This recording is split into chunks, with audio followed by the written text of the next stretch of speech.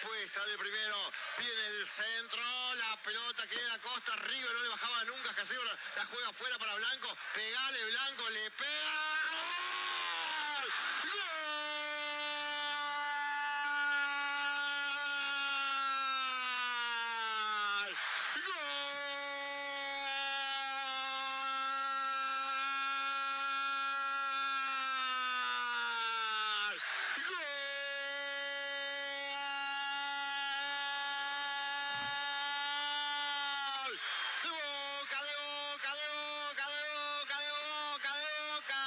Le pegó Blanco, de fuera del área la clavó, el ángulo derecho de Santos, donde duerme la Salaña, el arco en la tribuna de la 12, para que Boca se ponga en ventaja en 28 minutos, prácticamente de la primera etapa, dice que Boca 1, Atlético Paranaense 0.